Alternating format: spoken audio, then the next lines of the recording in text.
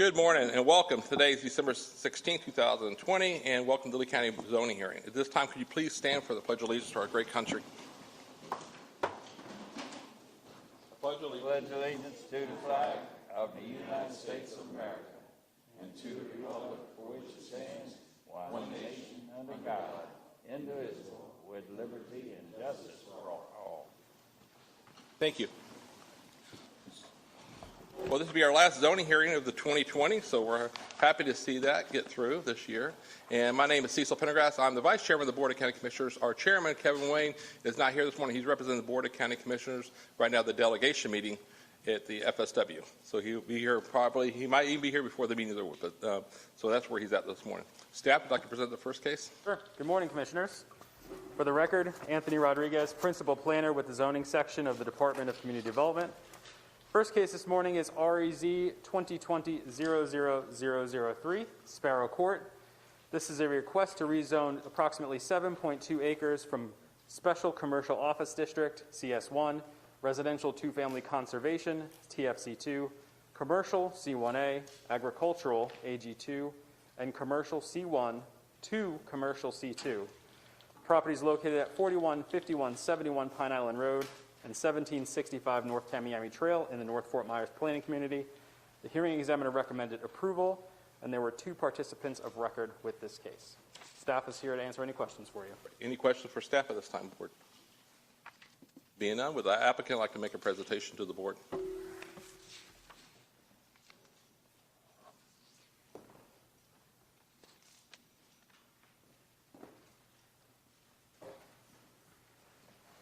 Good afternoon. Morning. Been up for a while. Good morning. My name is Melanie Greenwood. I'm the Vice President of Development Programs with Birdsong Housing Partners, and I initiated the application with the landowner, Mariana Heights Trust, and Tom Woodyard. The purpose for our request is for a multifamily affordable housing community on this parcel. I'm happy to answer any questions that you have. I don't have any additional information to add to what has already been presented to the planning community and the planning commission and the hearing examiner. Just want to introduce myself and say thank you for your time. Thank you. Any questions from the Board at this time? Just briefly, Mr. Chairman, could you talk about some of the opportunities to buffer from some of the nearby single-family or residential that borders you all? Absolutely, of course. And we did speak of this with some of the neighbors who were at the meeting, and I've had some phone calls from some of the community members. And our intention is not to build in people's backyards. We want to, do you mind if I take this off? Okay. It's hard to talk and breathe. Yeah, sorry. You're more than 6 feet. You're good. Yes. Our intention is not to build right on top of people and put a 5-story building in their backyard. And with the way that this parcel is built and the layout, we can put the building closer to Pine Island and then still leave some of those trees in the backyard so that there is a bit of privacy both for the single family homes that are already there and for the families that would be moving into the community. So it would preserve some of the trees that are there, some of the nature and the natural area that people have come to be used to, while also doing a sight and sound buffer into that neighborhood. Good deal. Thanks, Mr. And Chairman. on that same note, I'm glad you asked that question because I was thinking the same thing. This is obviously it's better for the residential next to it because it's be less intense than the original use of commercial. But glad to see you're looking at more affordable housing in that corridor there with for transportation reasons because that's the major transportation area from North Cape to Coral. So it's a good thing for Commissioner Hammond's district there. Any other questions? Okay, thank you. All right, appreciate your time. Thank you. This time we have 2 participants of records. The first speaker, Eckler.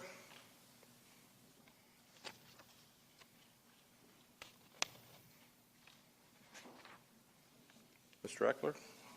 Mr. Eckler? No? Okay. And the second one is Pospino. Hey, Kim Pospino? No? They're not here. We'll come back to the Board for a motion. Mr. Chairman, I'll move approval of the hearing examiner's recommendation. We have a motion from Commissioner Hammond. Second. Second, Commissioner Sandelli. Any other discussion? Any objection? No objection. Motion passes. Thank you. Next case, Anthony. Next case this morning is case number REZ 2020-00005, Lake Geneva Convenience Store. This is a request to rezone approximately 1.17 acres located at 18080 South Tamiami Trail in the San Carlos Planning Community from neighborhood commercial CN1 to community commercial CC. The hearing examiner recommended approval, and there were 2 participants of record on this case as well. Staff is here to answer any questions for you. Any questions for staff? Commissioner Mann? Yeah, did I understand this essentially is just a rezoning because the use lapsed somehow, and now in order to use it again as a 7-Eleven type store, they need to go through the process?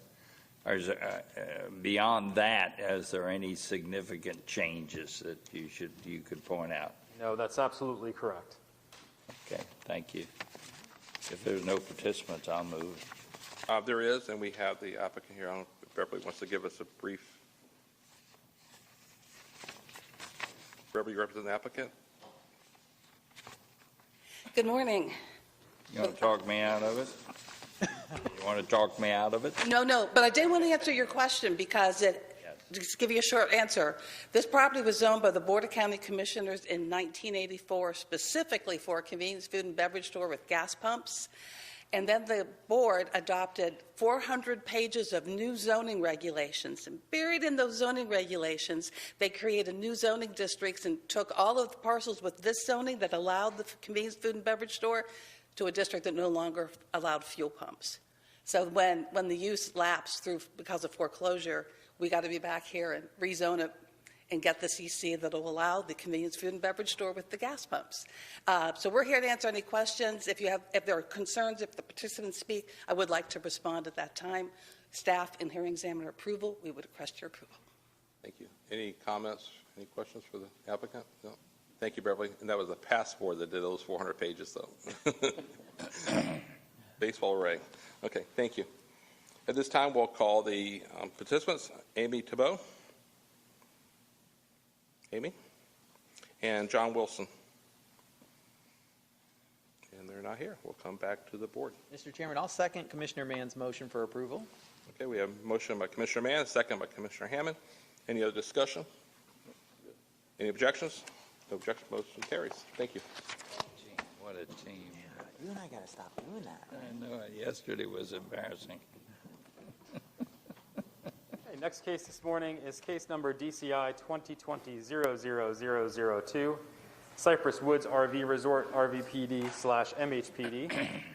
This is a request to amend the master concept plan for the Cypress Woods RV Resort RVPD to reconfigure the site plan, increase the number of lots from 134 to 137, add deviations for reduced parking for on-site recreational facilities and clubhouses, allow 0 lot line and reduced water setbacks, amend the approved schedule of uses and conditions to allow residential accessory uses including casitas with cooking facilities on approximately 35.6 acres of land located in Phase 5 of the RVPD. The hearing examiner has recommended approval with conditions. However, the hearing examiner did recommend denial of the applicant's request to add the casita use, finding that that is a dwelling unit. Dwelling units are not permitted in the recreational vehicle plan development. And so with that, the master concept plan that you see here does need to be revised if the board approves this application as recommended by the hearing examiner to remove the reference to casita and add a reference to Cabana, which the hearing examiner has added to the conditions of approval for this case. There were 3 participants of record on this case, and staff can answer any questions you may have. And I know Ms. Montgomery is here and the applicant is here, and they would like to make a presentation. Thank you. Any questions for the staff? I don't understand, Mr. Chairman, this, the casita or the cabanas. Just help me a little more. That seems to be a sore spot with the applicant. Sure. So the casitas as defined by the applicant, and I've put up a slide for you just to kind of provide a brief synopsis. The LDC does not define casitas. The closest definition to a casita is a single-family residence. And the definition is here, and that's a single freestanding conventional building designed for one dwelling unit, which could be used for occupancy by one family. By adding this casita use to the RVPD, you're effectively doubling the density within the RVPD from a number of dwelling units per acre. So you've got the RV, which counts as one dwelling unit, plus the Casita, which would count as one dwelling unit, 2 dwelling units per RV lot. Dwelling units, single-family dwelling units, as defined, are not permitted in the RVPD. So the way to establish this use as proposed by the applicant would be to amend the LDC to permit this use as proposed by the applicant. Anthony, can you explain what is allowed through the Cabana definition? Sure.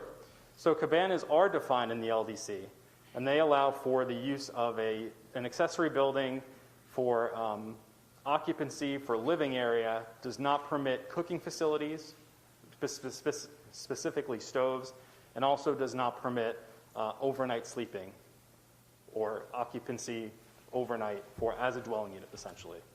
It's a very fine line. Okay, so, but the applicant request would, in essence, double the residential density because these are little sleepers. The casita, that sounds to me like Spanish for little house. That is correct. So every trailer spot or RV spot could have this little permanent building with a bathroom and a bedroom and a kitchen as part of it. Correct.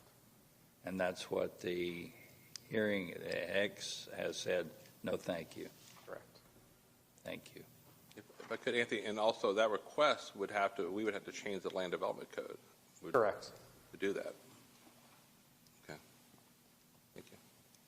Thank you, Mr. But you couldn't spend the night there. You could sleep there, but you couldn't spend the night. So who would monitor that? So that's a big. Yeah, you would have to sleep in your RV. The cabana use is not intended to provide for sleeping quarters. Okay. Any other questions for staff before I ask the applicant to address the board? No? Okay, thank you, Anthony. Good job. Would the applicant like to address the board? Yes, sir. Come on down, Neil.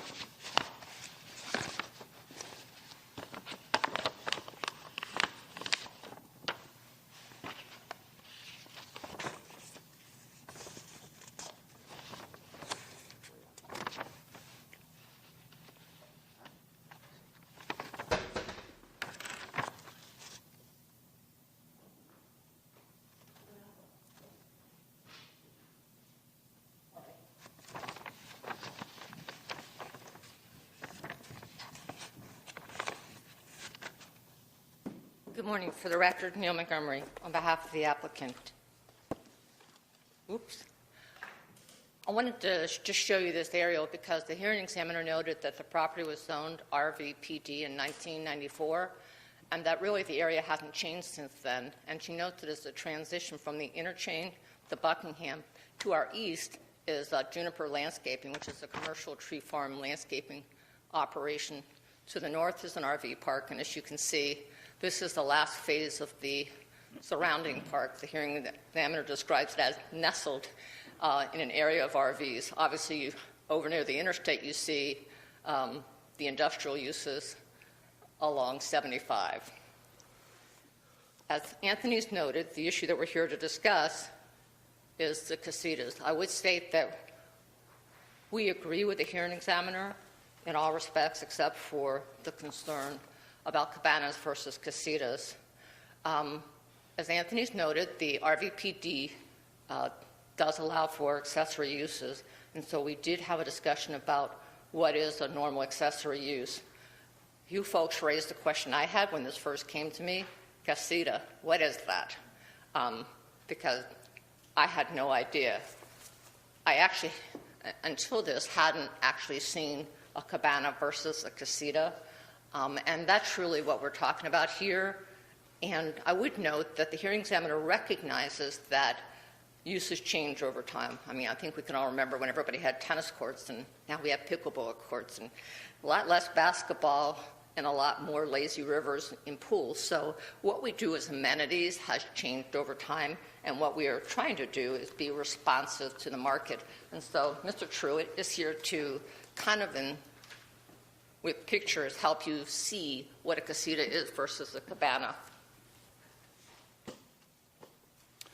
Thank you, Neil. Thank you, Commissioners. My name is Dwayne Truitt. I'm a resident of Cape Coral, and I'm part of the development company that is developing this product. And what I wanted to talk to you a little bit is to hopefully make a little more clear what these casitas are and what very little difference there is between casitas and cabanas. Casita, we show here in this graphic artist renderings of what the casitas would look like. Essentially, casitas is the industry standard term that's used throughout not only the state of Florida, but throughout the United States. There are some variances. Some developers and communities have different names. They might call them villas, coach houses, small houses, tiny houses, whatever. But these casita is the standard term in the RV industry. And right now, for the last 20 years, the luxury recreational vehicle or motor coach resort industry has essentially settled on a casita as being a standard amenity that's expected. And why is that? Well, part of it has to do with the fact that even though the recreational vehicle or the motor coach is the principal sleeping and cooking quarters when you're on the road, but if you can imagine living inside of 300 and some odd square feet for 6 months or 12 months out of the year, which is a great many of these recreational vehicle owners actually do, in fact do, is live months at a time, if not year-round in these. So if you can imagine living in 300 and some odd square feet, which is the maximum road legal size for a recreational vehicle, that's not a lot. And so consequently, these are used not to house additional families. I think that's where we differ from Lee County staff and their claim that this is a dwelling unit. It's not a dwelling unit. It's additional living space for the recreational vehicle. In actual practice, these are never used in a split situation where you'd have one family living in the motor coach and another family living in the casita. That's just not how they're used. That they're used as additional space. You can sleep in it. You can cook in it. You can have a hobby room in it. You can have storage for your golf cart, which is very common use of these. And that's essentially what we intend. This is a standard that has been adopted, as I said, throughout the state of Florida. Our surrounding counties all allow casitas, or what we would define from an accessory use standpoint as casitas, either as something that's approved through the PD process or in their actual written code. And that includes jurisdictions inside Lee County right now. So I'm not sure how to switch. Where do I? Keyboard? Okay. So I want to show you some examples. This is Golden Palms Motor Coach Resort. This is an approved cabana inside Lee County. That room behind the slider door is their kitchen. That is technically an outdoor kitchen.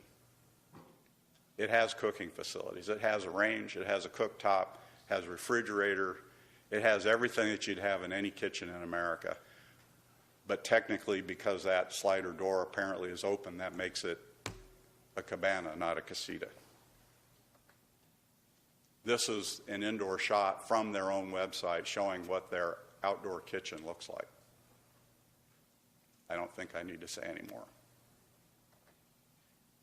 Similarly, from the same website, this is an approved cabana in Lee County. This is an adjacent county, Hendry County, the Riverbend Motor Coach Resort. And again, you see a building. It's got an enclosed kitchen with sliders. And they allow bedrooms and kitchens with cooking facilities with PUD zoning in our next door neighbor. This is Pelican Lake Motor Coach Resort, also in our neighbor to the south, Collier County. They allow in their code casitas with kitchens by PUD zoning.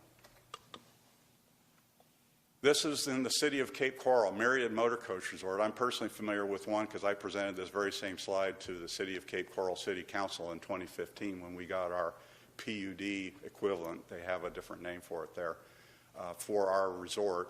And kitchen, bedroom, allowed by, actually it says here by LDC amendment, but it's actually explicitly allowed in the city of Cape Coral land development regulations, LDR. So really, what's the difference? Well, the difference is Casita allows a kitchen with sleeping facilities, not to be used by separate families, but used by the same family that occupies the recreational vehicle. In a cabana, that's technically not allowed. As long as you've got 3 walls only, they're cool. You can have cooking facilities. And as long as you don't label a room bedroom, it's cool. And as the other commissioner asked recently at the beginning of this, how do you know whether somebody's going to police whether somebody sleeps in this room or not? And the answer is no. Nobody can police that. So with this, I'd like to turn it over to our planner, who will talk about what's actually in the LDC. Good morning, Commissioners. Thanks for your time. My name is Fred Drovlik, and I'm a planner with Waldrop Engineering. So I want to walk through, just briefly, the Land Development Code as it pertains to cabanas and casitas. So I want to back up one slide. So real quick on, so the LDC, as was said, regulates cabanas and camping cabins. But they're both closely resemble casitas, and here's how. So cabanas and casitas are both permanent structures. They're both on the same lot as their RV. They both have limited development standards and conditions, and both are an accessory to an RV. Cabanas and casitas differ this way. Cabanas prohibit overnight sleeping and indoor under-air kitchens. So cabana kitchens must not be enclosed by more than 3 walls and may not have a dedicated bedroom on the floor plan. So that's the primary difference. So what happened, and what Dwayne showed you, is in reality, cabanas and casitas are becoming constructed very similarly as the market demands. So the market demand for casitas has created cabanas with large slider doors that he showed you that enable optional enclosure of the kitchen while still meeting that definition to not be fully enclosed by 3 walls. So staff is objecting to casitas, finding that they are dwelling units under the Land Development Code. And that's because there really isn't a path for them. They say they define cabins, they define cabanas, they don't define casitas, so therefore it falls under a single-family dwelling unit. Our argument is that this is a cabana with another enclosed wall. It's really the same thing, and the same kind of conditions can be applied to a cabana to make sure that the issues and concerns are not abused. And that's where I'll get to the next slide and show that. And casitas are obviously a clear accessory use to an RV, able to be conditioned as such. So typically a dwelling unit is not an accessory use to anything. So for it to be considered a dwelling unit, but it's clearly accessory to another primary use, would be an odd way of doing this. So what we propose is condition 15 that highlights several conditions that would take care of the concerns. So one, casitas may only be occupied when the RV is parked on the lot. That would be one. As a condition of the building permit approval, there should be a covenant recorded. And that covenant is going to clearly indicate what's allowed in a casita and what's prohibited in a casita. And the covenant should only be amended by written consent of the community development director. Also, all lots containing casitas shall have that recorded covenant, and it restricts long-term occupancy of a single family, or a long-term occupancy that would consider it a single-family unit. And then specific to Cypress RV Resort, this is an HOA. This is also a resort community. So it is, because it's a resort community, it's under active full-time management. Enforcement of the resort rules and the covenants could easily be done with people than the processes that are already in place in Cypress Woods. So I'm going to turn it over now to Neil. She'll go into conclusion slides, and then we'll all be here for questions. Thank you.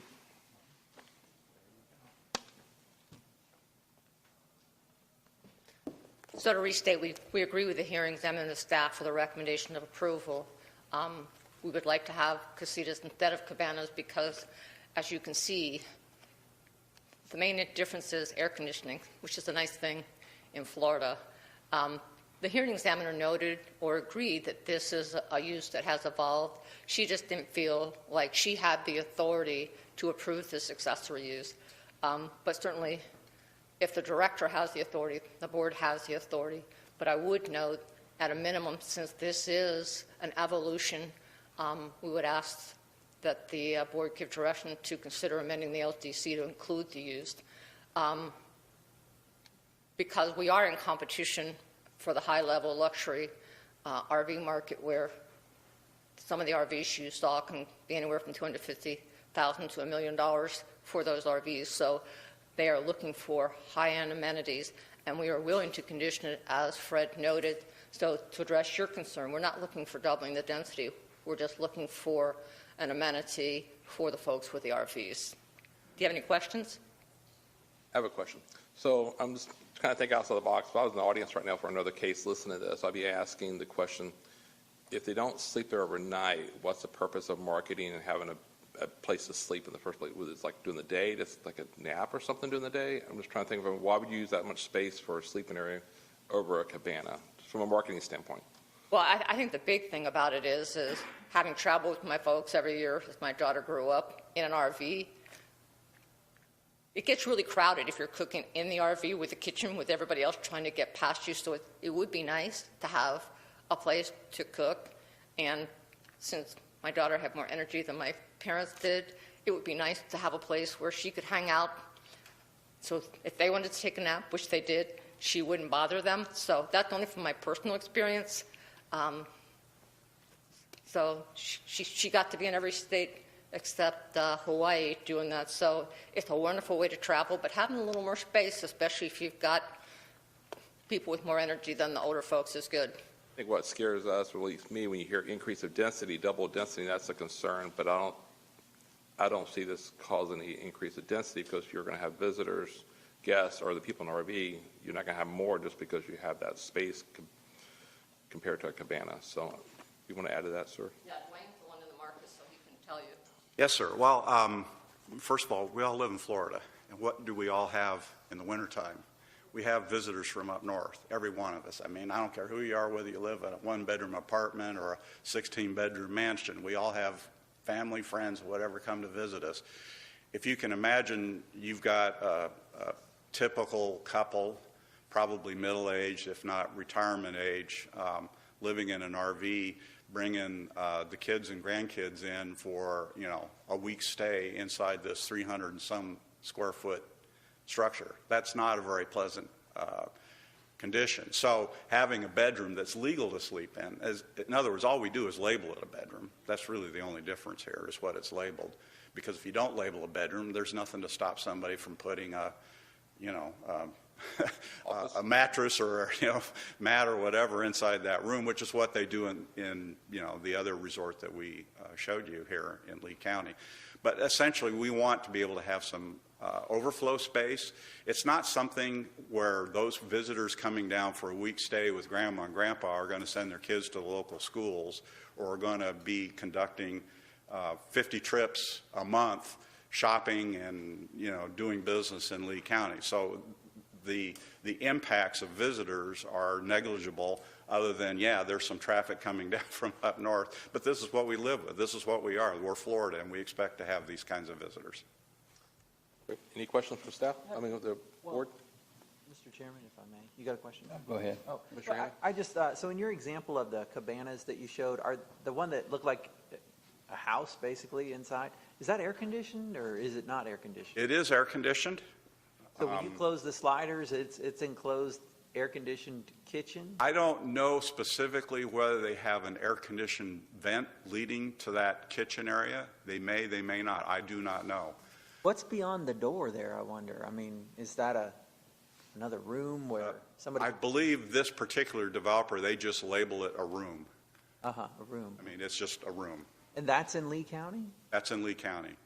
Golden Palms Motor Coach Resort, I've been up to that. just off State Road 82. And how long do the RVs typically stay in this resort that you all are working on here? Cypress Woods RV Resort, of which this is the 5th phase of development, has a mix of people who come down just for the season, and then those who stay year-round and are year-round residents. I believe we have the resort manager and president here from Cypress Woods RV Resort HOA, and I believe, as I understand it, we have approximately 30% year-round. 23% year-round residents. And that's a permitted use, by the way, under the Lee County LDC. You're going to talk, you need to say your name. It's not my preference, but you need to say your name for the record. Say her name for the record, sir. if you Deb Davis, she's president of the Cypress Woods RV Resort Homeowners gave the information Association. for the 23%. Okay, great, thank you. Yes. Commissioner Mann. I'm sorry, Commissioner. While we're on that general subject, what is the nature of the ownership? Are these like condo units? How are the sales made? Or are they leased or what? They're fee simple lot sales. We sell a fully developed lot with amenities and infrastructure and roads and so forth. So it's a fee simple. We will likely rent the ones that haven't actually been purchased yet. As is typical in RV resorts. We would rent them until we sell them, but basically all the sales, all the absorption is in through fee simple sales, and typically people will either occupy them themselves or they may decide if they want to rent them to a third party. How about the already developed units there to the west of this? It's the same way there. They're all fee simple sales. Are they essentially all sold now? Because that's been there for a number of years. Yeah, I believe the last developed lots in Cypress Woods RV Resort were sold somewhere in the 2008, 2009 timeframe. This 5th phase was intended to get started at that time, but then the Great Recession hit and you know, it didn't happen. Mr. Chairman and Commissioners, I'm still confused by this. This is the first time I've seen a proposal such as this come before us through a zoning process, and I'm wondering, maybe Mr. Loveland can help me with this. Is there another way that this could have been approached where the LDC would have been addressed first before we got into zoning and brought to us? So somebody else would have gone through this. This is fairly complex and different from what we've normally addressed, and I'm wondering, was there another approach that could have been taken rather than asking us to address this in a broad sweeping zoning move? I would say, Commissioner, that ideally our code would be revised first so we would have something to review against when a proposal like this comes up. It's awkward when it's claims of, you know, market demand, so you need to allow us to do this when our codes don't allow it. Well, that's the short answer, but it's the one that I've frankly sort of suspected. Normally, this is unusual to be approaching it this way. What did the hearing officer say? They agreed with the staff? Yes, she recommended against the casitas. If I might, sir, we're asking for this approval as part of the PD zoning amendment, but we are also would be happy to have the cabanas approved today with direction to staff to update the code so that Lee County would join the rest of Florida in having a modern RV resort development code.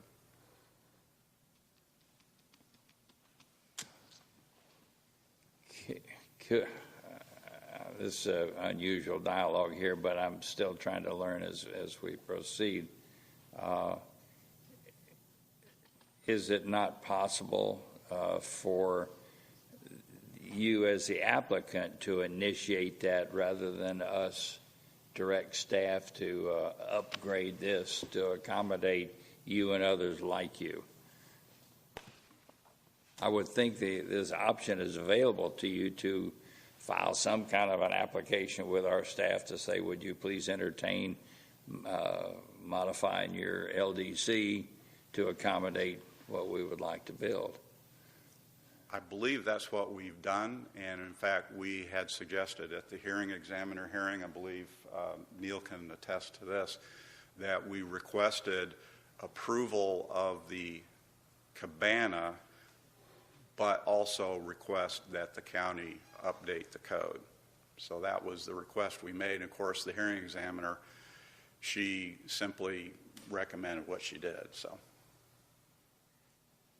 I understand your question, Commissioner, and it might be a better one for Mr. Salyer or Mr. Loveland or even Mr. Jacob.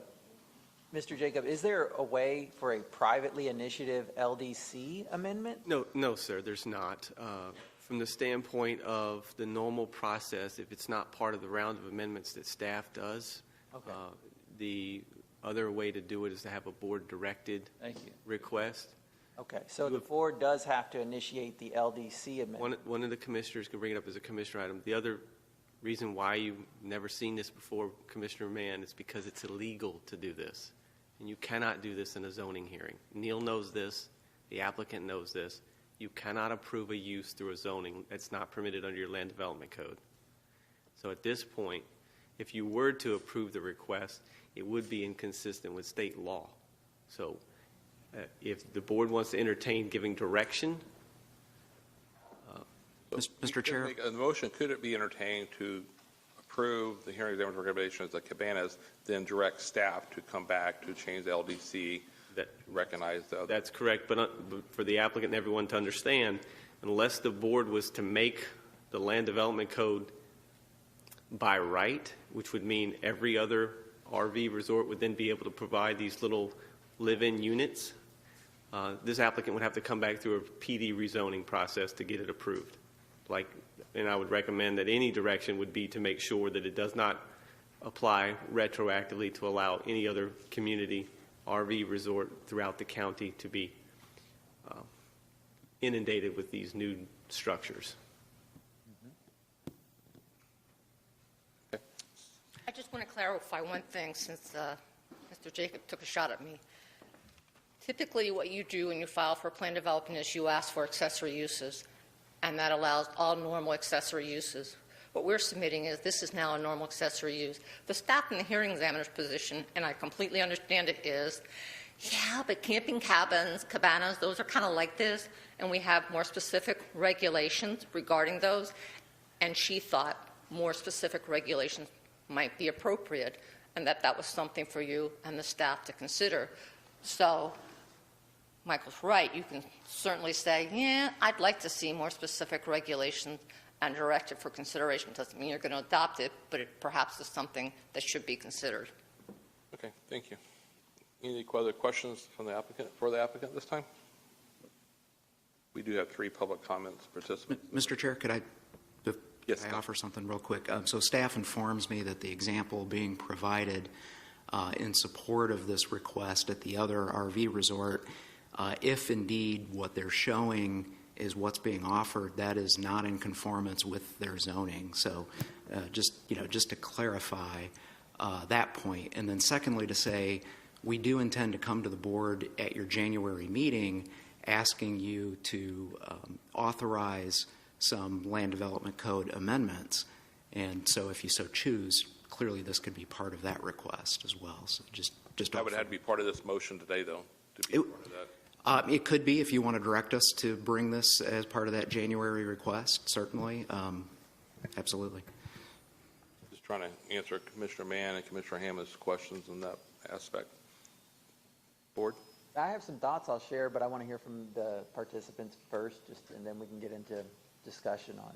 Any other questions for call the participants? Okay. The first one is David Blur. David. Kenneth Notoro. And next is Nancy Payne after David. I'm sorry, Kenneth.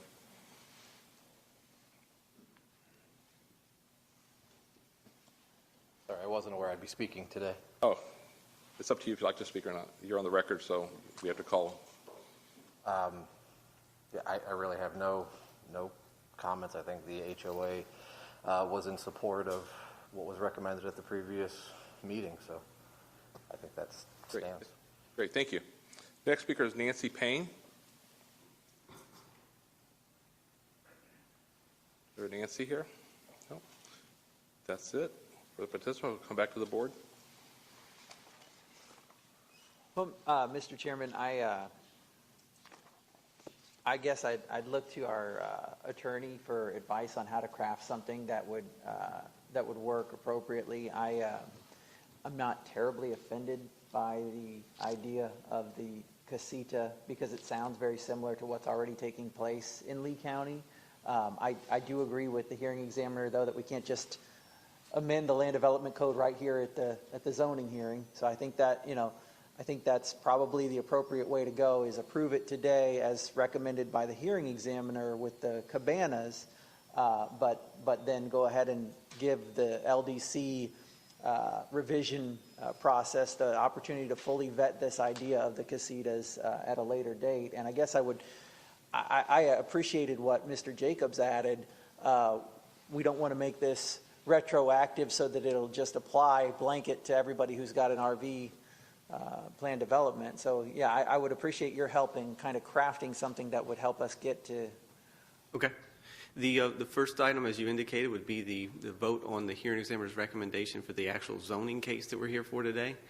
And then we can do the second, which would be a motion to direct staff to develop regulations to allow for what we're defining now as casitas within RV, or either RVPDs or some form of zoning, and then bring that back to the board as part of the next round of amendments. However, it's because it's going to be chopped up, right, Glenn? So wherever it fits in the grouping of next round of amendments. Okay.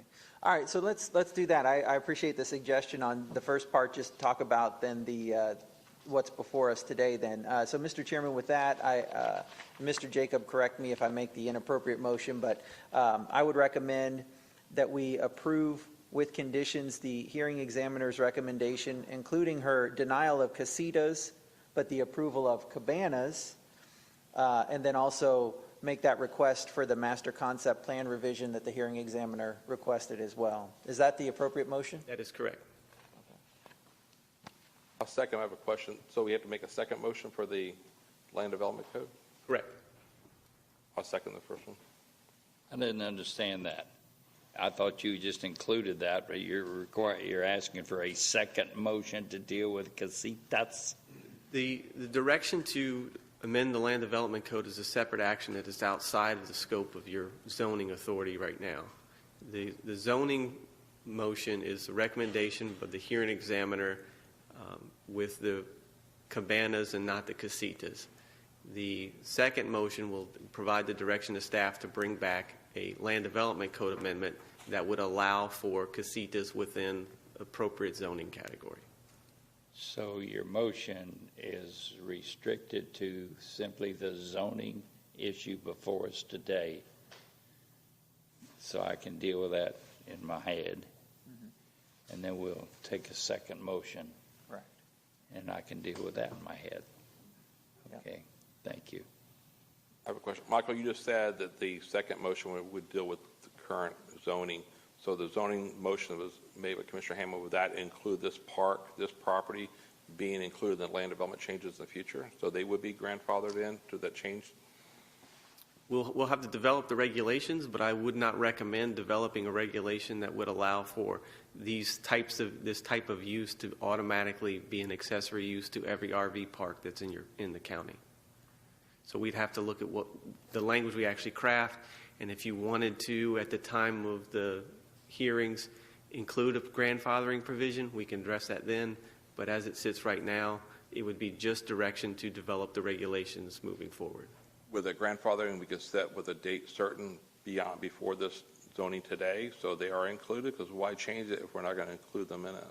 If that's our mission today. Couple responses. I understand the prior ones is 30 years old. I'm talking about this being a new project today, it's not even built yet. We have done in land development code amendments in the past where we've added sort of effective provisions that allow for grandfathering in of certain developments that have been approved prior to dates or by a date certain. We've done that before. The question is what exactly you want to do with the regulations and how you want to apply those regulations. We don't even have them drafted, so we don't know how it's going to work. I just caution the board, if we give direction to provide these land development code amendments, typically they do not apply retroactively, and so for future cases could come in and get the new use. It would not allow for the uses or for the RV parks out in other areas to automatically start providing these things. I understand. I don't want to make them have to go through back to a rezone just for, it's a room, existing room, just to change the name of the building, basically, is what they'd be doing, basically. Because people currently now in the cabanas can put a bed down and take a nap. So I'm just trying to make it a little more conducive for the applicant and for the people that's paying for this, not have to go through a rezoning just because we worded something. And we can address that. Every ordinance that we adopt has an effective provision, and we can address that through there to some degree to address both that concern and possible address the concern with proliferation of these things in other parts of the county. Okay. Thank you. Mr. Sinelli? I had a chance to visit Golden Palm in the past, and it's a very unique situation. In this process, and as was presented today, the difference between a cabana and casita, you get into this back and forth. Is there a part of this process that can combine those so that it is one term? I don't know. I'm asking from a legal perspective, from a practical perspective. The differences are, as we say, they're very interesting processes.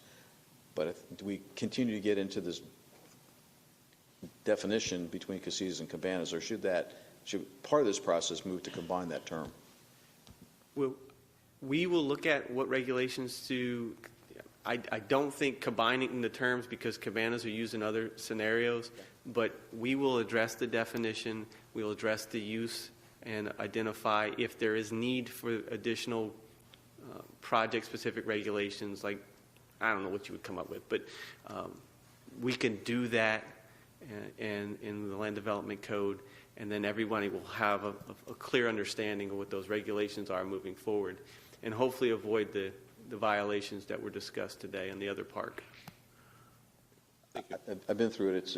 It's a very interesting product. I'm just trying to see where we can avoid these nuances in the future. And we will make sure it's clear in the land development code what a casita is compared to a cabana. Great. Thank you. Okay, we have a motion. We have a second. Any other discussion? Mr. Chairman, the last 5 minutes discussion here has been about the next motion that we're anticipating, not about this motion. Pretty much, yeah. This is for the zoning. Okay. Any objections to the motion? No objections to the motion for the zoning?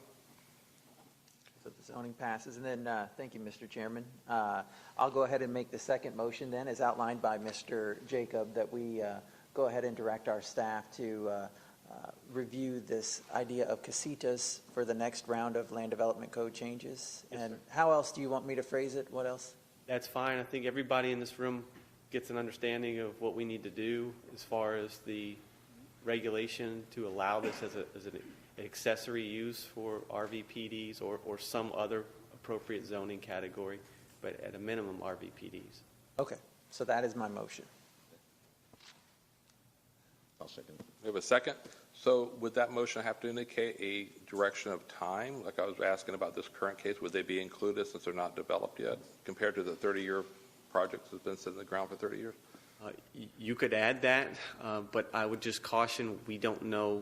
We'd have to provide a category of projects that's been approved that you would allow this, and I can't tell you without staff going back and seeing what projects might fit within that category, what impacts you would have by that.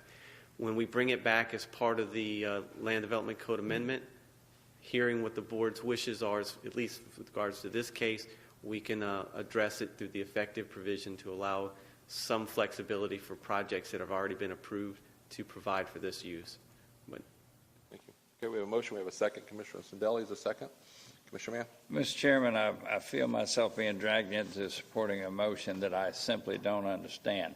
I have no idea. It sounds to me like we're about to give a huge Christmas present to all the other RV parks that are situated where they can take advantage of this. And they're not asking for it, but they're about to get it. Ms. Montgomery, you ought to bill everybody else that has a park out there for your services for what you're about to give them that they didn't have to pay for. I don't know the impact, and that's kind of what you just indicated. And I'm scared of the motion because the staff doesn't know what we're asking for and how broad it should go, and should we grandfather this one alone? There are so much unknowns, so many unknowns here that I'm wishing there were some way that staff could give me clearer language that would not just open the doors so wide on something that I don't understand and we've never done before. Anybody help? Mr. Chair? Volunteers? Well, Commissioner Mann, staff will evaluate this as they do all potential LDC amendments and develop regulations that presumably cover the concerns that you're talking about. I mean, we are looking for a way to make sure we have the infrastructure to support this use, that it's not a doubling of residential density, et cetera. So how can we regulate this in such a way that perhaps meets the market demand but accounts for all of the things that we always have to consider in the development process? So while we don't know those answers sitting here today, I think we understand the task ahead of us. We'll pursue the process like we would any other LDC amendment. We'll be back to the board with suggestions, recommendations, et cetera. But we understand the concern loud and clear. Well, good, because I don't. Well, okay, I think we have a handle on it. There's just so much unknown here, and there's going to be a lot of what ifs. If we do this, does that do this? And so just I'm encouraging staff to be very careful as we jump into an area that we have not before addressed. Understood. Yes, sir. Mr. Chairman, if I may, too. And that's exactly why I made this motion to send it through the process the way that I did, too, because I'm really concerned about the unintentional consequences of just a blanket making this an accessory use. You know, that as Mr. Jacobs said, would maybe have some retroactive unintentional consequences that we don't want to jump into. So I believe that Mr. Salyer, what he's outlined here is he's going to put it through the Land Development Code revision process where they will develop what that regulation will look like, and then it'll go through, is that 2 public hearings? Yes, it would be through 2 public hearings, plus all your advisory committee reviews, et cetera. So it'll have that full vetting to make sure that we don't have any unintentional consequences. And then the way I understand it, as Mr. Jacob talked about it, then for somebody to be able to take advantage of it, they would probably have to come back and ask for a revision to then take advantage of it. We would look at some sort of process. It might even be, as Mr. Adams just indicated, a process where you could do some developments, come in and do it administratively if they've already been approved for a Cabana. We can look at a number of options, but as it sits right now, I don't have the language. We don't know exactly. Okay. We also want to make sure the coastal high hazard areas, if there's any RVs, we don't want to create dwelling units in places that don't need them. So very good. So the bottom line is then the safeguards against the unintentional consequences are the advisory committees plus 2 public hearings. We'll get a chance to review all those different aspects then. Yes, sir, absolutely. Okay. If we move to 2 public That's hearings. correct. Yeah. You never know. What That's true. You may not even get to the public hearing. Good point. Hopefully the 3 advisory committee supports it. So great. Thank you. Any other comments? No. We have a motion. We have a second. Any objection? No objection. Motion carries. Thank you.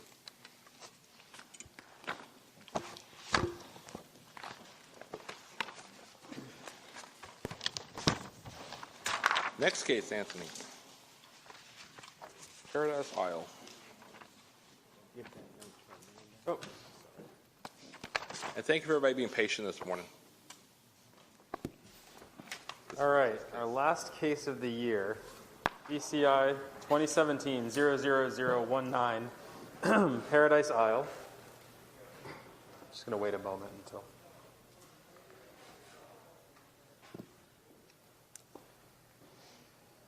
This is going to hang out in the Cabana now.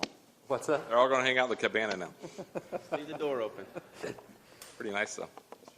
This is a request to rezone approximately 271.1 acres from residential plan development, RPD, marine commercial, CM, commercial, C1A, and multiple family residential, RM2, to mixed-use plan development to allow the development of a maximum of 1,200 multiple family dwelling units, 543 hotel motel rooms, 55,000 square feet of commercial retail uses, 22,500 square feet of office uses, 23,000 square feet of accessory health spa and fitness facilities, an 18-hole golf course, a maximum of 200 dry boat storage slips, a marina containing a maximum of 200 wet slips, up to 22,500 square feet of standalone restaurant uses, as well as customary accessory uses. The hearing examiner recommended approval with conditions, and there were 24 participants of record on this particular case. Staff is here to answer any questions, and Mr. Schropp is here representing the applicant. Great, thank you, Anthony. Any questions from staff at this time? No, but stand by. This is a big project. Great, thank you. And the applicant wishes to address the board now. I think I better. Oh, Russell's here.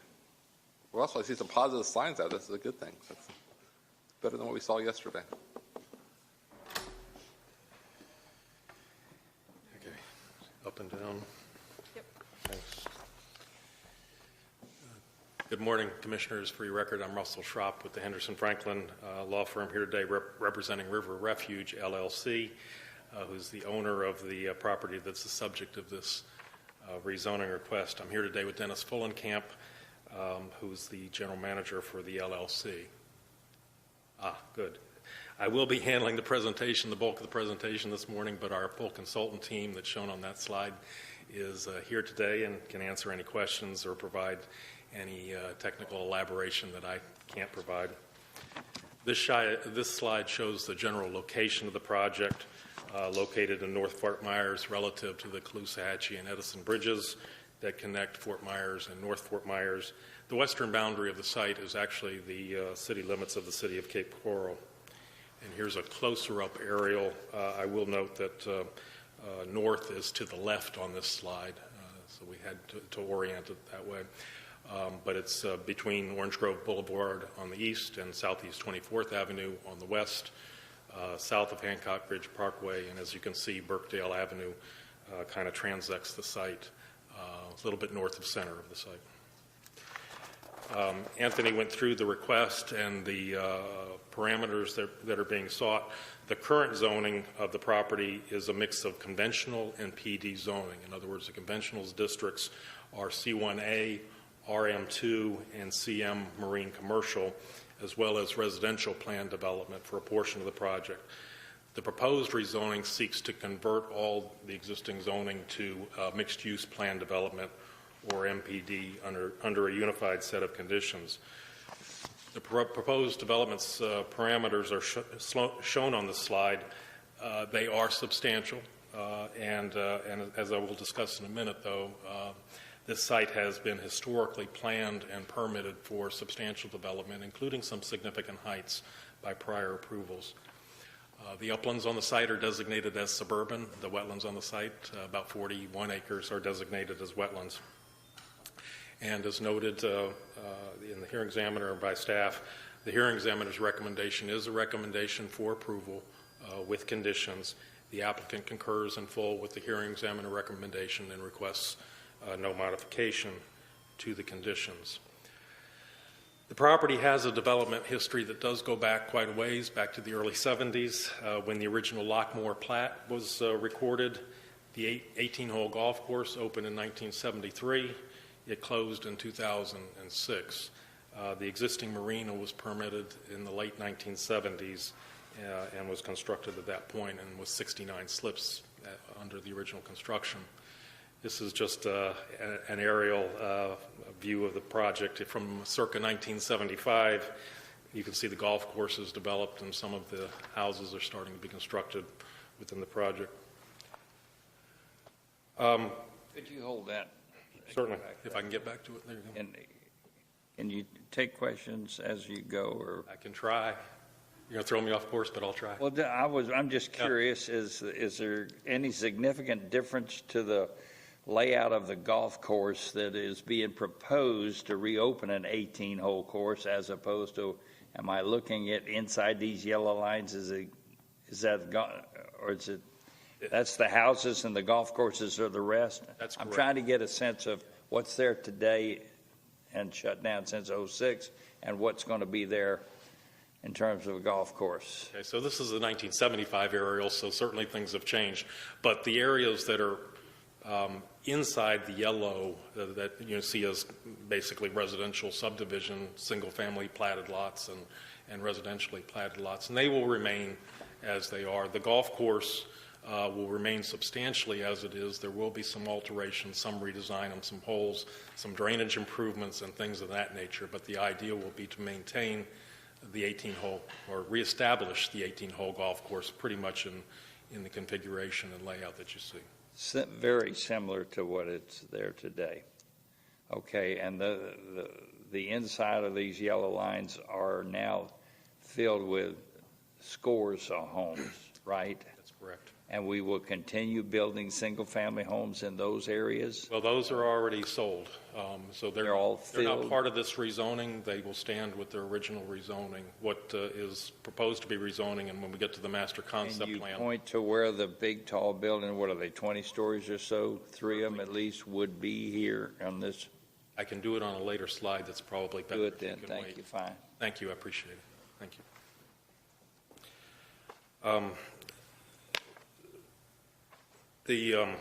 I mentioned earlier that the site had been planned and previously approved for substantial development and heights. The part of the property that is conventionally zoned, has the conventional zoning, actually had a development order that was issued back in the early 2000s that since it has expired, but it actually approved heights for residential towers, 3 residential towers as high as 259 feet. The other uses shown on the slide were also approved by this development order. The golf course portion of the site was rezoned to RPD in 2004, and so the golf course and surrounding residences were rezoned to RPD, and this allowed for an additional 550 multifamily dwellings as well as 75-foot tall buildings along with the golf course and the clubhouse. A little bit more on the history. The project did not move forward as originally proposed. The golf course was closed in 2006 and has remained fallow from that time. In 2000, of course, the economic disruption occurred in the late 2000s. The subject property was purchased by River Refuge LLC in 2014. The golf course clubhouse was demolished in 2015, and we began planning for this current project in 2015. And submitted the zoning application to the county in 2017, and it's been undergoing review since that time. I mention all that background simply to provide somewhat of a comparison between what was approved previously and what we're asking for at this point as part of the plan development. This slide's a little busy, so just to boil it down to the essential points that I think I would leave you with. The rezoning does propose to increase the number of residential units by 425 over what was previously approved, from 775 to 1,200, but it's still well within the density parameters established in the suburban land use classification. The hotel is really the only significant addition, I think, and from a land use perspective in terms of a use that's being added. The maximum height that's being proposed as part of this rezoning is actually less than what was previously approved on the site. Previous approval was for 259. This is for 210. The rezoning will increase open space and decrease wetland impacts from what was previously approved. And most importantly, I think the project will create significant commercial amenities, reestablish the golf course, and expand the marina, all of which will be open to the public and for public use. Excuse me. Yes, sir. You said 210. Is that, I don't understand. 210 what? Feet in height. Tall? Yes, sir. Thank you. As opposed to the previous approvals, which were as high as 259 feet.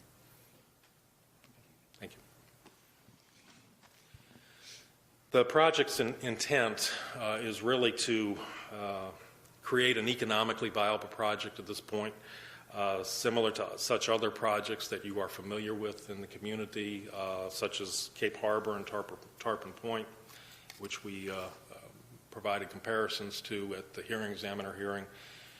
Towards that end, the intent of the project is really to revitalize the golf course and riverfront areas for not only residents of the community, but the public in general, create a vibrant mixed-use project that provides a positive economic impact for the North Fort Myers area.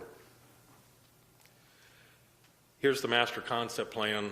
It's a schematic that shows the project. Again, north is to the left on this site. You can see the reestablished golf course throughout the community with surrounding open space. And Commissioner Mann, it has some tweaks and adjustments, but basically the golf course is being reestablished as originally proposed. As you move to the southwest, and this doesn't seem to have a cursor that I can use, so as you move to the bottom right of the screen, you'll see the residential that's being proposed, the cluster of residential uses. The towers that would be 210 feet tall are at the far south and west part of the site. So that gives you a graphic indication of where the residential towers would be. The remaining residential areas in the southwest of the clustered on the site. Mr. Mann, go ahead. The number of the tall buildings, were there 3 or 4? There's two. There's 2 towers. And is there a way to? Thank you. I can touch the screen. Okay. Cool. So the taller buildings will be here. Those are the 2 towers that would be 210. To the left of that, what am I looking at? You're looking here. Yeah, all of that. Paula, correct me if I'm wrong. Those are the townhouses. Yes. Thank you. And then additional Their approximate height? 45 feet. Is that 3 stories or more? 4? 3? 3. Yeah. With a big roof. Yeah. And the total number of units in the 2 tall buildings, as opposed to the rest of the multifamily? 600, 300 apiece. Yes. Half of them are in the big units. Correct. Okay, and you're going to tell me what's on the island? Yes, I'm getting there. Thank you. Okay. So you can also see the mixed-use island here, and also the boat barn and the marina facility here with the expanded lagoon to increase water flushing and water quality. Okay, now what do I do? That's gone. Thank you. Okay. This is a closer up view of the golf course area and the existing single-family platted areas. You can see the residential also will exist to the additional residential existing to the west here along the city limits of Cape Coral. Russell? Yes, sir. Good. So I noticed here, I know you said earlier about drainage issue, and I grew up playing on this golf course. I know it used to get wet in the summertime. So I just want to point out to the board, all those lakes you see there, they currently do not exist. There's some low areas. There's some drainage but these are actually going to be lakes that will take water from the course that we manage within the property. That's correct, and I can get the project engineer up here to address the lake, the addition of the lake areas.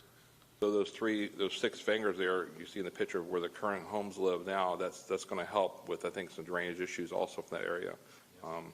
Commissioner Mann, you know the area well too, so those lakes are going to definitely help with the water drainage because it's always been a wet area during the summertime. But your point, Mr. Chairman, was the lakes that we're looking at on this. Those are all new. Those are going to be dug, I believe, for they the are golf yet course to be reestablishment. constructed. Yes.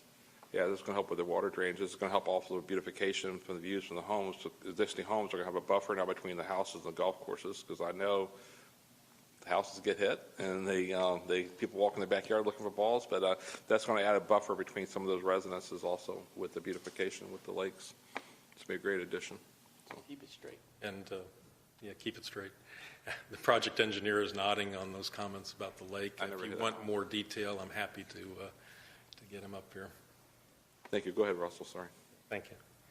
Here's a close-up of the southern end of the project, south of the golf course area, and gives you a little bit better view. The two multifamily towers, 210 feet, 600 units are there. Additional tract RTH is the townhouse here, additional multifamily here. You can see the island here, which is basically the mixed use that will be open to the public, consisting of a mix of uses that I'll show on the next slide. The boat barn here, the wet slips here in the expanded marina. And please also note the additional preserve, or the preserve areas basically surrounding and picking up the mangrove frontage along the river. Mr. Mayor? Can you tell me the approximate height of the tallest building here on First Street, West First Street, of those three On West First Street, condos? the High Point Tower Yeah. would be probably the tallest. I know the tallest tower is 33 stories. That's what I'm trying to get a relative sense of. You think there are 33 stories? I believe the tallest one is 33. If anybody knows differently, I'm happy to be corrected, but that's my recollection from years past. I remember my memory from city council, I think the High Point top is 402. That was part of the Duane plan. They were 402. worried about the height and line of sight from McGregor. I think it was 400-something feet. Almost twice is what they're talking about here? Yes. At 400 feet as opposed to 212 or 220? Yes, sir. Okay, thank you. I'm just trying to get a sense of what's going to be appearing now in North Fort Myers. You guys, I'm sure, a little bit curious too, the red shirts in the house. This is a close-up view of the island itself, and we've taken out the colors and just sort of labeled the tracks so you can get a little bit of perspective as to the relation between the marina, the boat barn, the hotel, the mixed-use commercial and restaurant uses that are shown, and the parking garage. And of course, I'll note the new golf club house down at the bottom of the site that actually connects over the water to the golf course itself. I usually don't include the pretty picture renderings when I address the board, but in this case, I think they are impressive, and I think give a better and a good perspective of what the development actually may look like from the ground, and this may address some of Commissioner Mann's comments. This is a bird's eye view looking from the east of the site, and you can see the two residential towers here, which are substantially, I think, buffered by setbacks both from the water and from adjoining uses exterior to the site. The other townhouse and multifamily uses in through here. The marina boat barn and wet slips, again, the boat barn here, the wet slips through the expanded marina. And Russell? Yes, sir. Just out of curiosity, on the marina and the boat barn, are those open, are they primarily for residents, or is it open to the general public? I know we have a need for slips, boat storage, and so on and so forth. Yeah, it's anticipated that there would be some public usage of the slips. I don't want to comment beyond that. Yes, I'm getting, Okay. yeah, they will be open to the public. Obviously, there will be some leasing into interior to the site, so it wouldn't all be open to the public. Okay. But will be publicly accessible marina and available slips. Thank you. Thank you. And then the last thing from here, the mixed-use island here, so you can get a perspective of that and how it connects up to the golf course to the north. A few internal shots very quickly that I'll run through. This is a view looking across the marina to the mixed-use island. This is the Malecone, or public walkway, available to the public along the waterfront to provide for accessibility to the water. The proposed new golf clubhouse, and you can see the connection over to the golf course. Mixed use, the clubhouse is in the foreground. In the background there, behind it is the mixed use building, and to the right is the parking garage to support the uses that are on the island. And finally, here's a look down Main Street as it's envisioned by the architect. And finally, a kind of a graphic representation of the open space associated with this project, because it is significant. A full 80% of the site will be in open area, in green area at build-out. That includes the water, obviously, and the expanded marina, but fully 80% of the site will be in open space. Real quick, we had each consultant summarize at the hearing examiner hearing some of the benefits of the project. So from an engineering standpoint, increased regional flood protection associated with the project. This will be due to an actual reduction in the building area and an increase in the lake area, as we discussed earlier, that will be provided, so to increase some regional flood protection. There will be a modernization of the surface water management system within the actual project itself that will help significantly. There will be Lee County utility system upgrades to the water, a redundant looping of the water line to provide for increased fire flows for the project and the community, and also improved bike and pedestrian connectivity along Orange Grove Boulevard and Birkdale. A couple of highlights from the traffic presentation presented to the hearing examiner. Orange Grove Boulevard will be able to remain at present two-lane configuration with improvements for bike lanes and for pedestrian travel. Overall, the mitigation will be in the form of road impact fees, which are projected at slightly over $9 million based on the current fee schedule and the schedule of uses. While you're there, please, the water and sewer you just made reference to. Water. We will be utilizing existing facilities, but they will be modified and improved to accommodate the additional density that we're going to have. Essentially, what is anticipated is a looping of the system. Presently, it's a dead-end line, a water line, which does not provide for the best of pressures. And Rick, if I overstep my bounds, please let me know. I'm just the lawyer. When in the process does that all get permitted and reviewed and approved? That I believe is scheduled to occur at the first development order stage. Is that? I'm just seeing heads nodding are good enough for me. Yeah, let me check the conditions real quick, but I believe that's at the time that would happen. Well, it seems like a serious modification in order to accommodate the tall stories, hotels, and 2 huge condos. Yeah. If you give me just a second, I can give you a specific condition site. And you're, in essence, confessing that what is there now to service the folks is going to require substantial improvements. I think we anticipate that improvements to utilities will be required. That's right. Go ahead. Thank you. All right. Thank you, Mr. Chairman. Thank you. Thank you, Commissioners. From a traffic standpoint, I just went over what I thought was the highlights from the presentation below. From the marina standpoint, Russell, can you go back to that prior slide? I'm sorry. It was on the bottom to see how much the road impact fees of $9 million. Okay. That's based on the current fee schedule and the projected land uses for the site. The marina expansion, we discussed that at the hearing examiner below. It will address the need for increased boating access in the community by expanding the existing marina.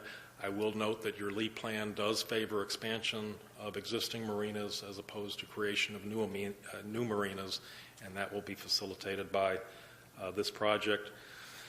The marina will create additional wetland and marine habitat for fish and wading birds, and it will replace an existing marina with a marina that will provide for better water quality flushing rather than a dead-end marina.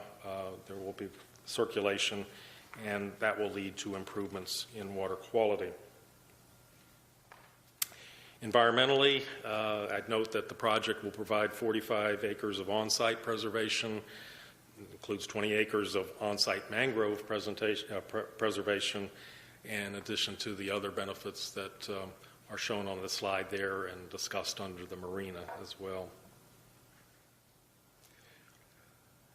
Economically, the project will have, I think, an extremely positive impact through job creation, as you might expect, based on analyses that were prepared by our consultant, Matt Simmons, as well as FGCU. We'd anticipate over 4,000 construction jobs being created or supported by the project, nearly 1,300 jobs for operations phase created or supported by the project, and an overall economic impact between 2021 and 2026 relative to anticipated expenditures in excess of $1 billion, and that's the number that's circled there. From a planning perspective, it does accomplish many of the planning objectives and goals for the North Fort Myers community expressed in your LEAP plan, providing for economic revitalization and a catalyst for that revitalization in North Fort Myers. It creates a unique destination development consistent with the vision for North Fort Myers, and it protects the surrounding area through the use of buffering, increased setbacks, design, and not coincidentally, the conditions proposed by the hearing examiner as part of this approval. And finally, my last slide, and then happy to answer any questions. But I do want to note the significant public participation and input that was received during the course of the review of this project. As I mentioned, it started in 2017, but the input that we received along the way from the community was very valuable. We adjusted to it. We made some modifications in response to it. During the course of the review, this input included 3 public informational meetings in the community at North Fort Myers High School and the community building out there in North Fort Myers. I think all 3 of them were attended by roughly 300 to 400 people, at which we took questions and made a presentation on the site, on the project. We had additional meetings with the North Fort Myers Fire District and the North Fort Myers Civic Association, both of whom supported the project at the hearing examiner level. We had a meeting with the representatives of the nearby condo association. I will note we had a website in operation during the review of this project conducted by and operated by Tina Matt that provided for public forum and an opportunity to ask questions, to which we always responded with answers regarding the project.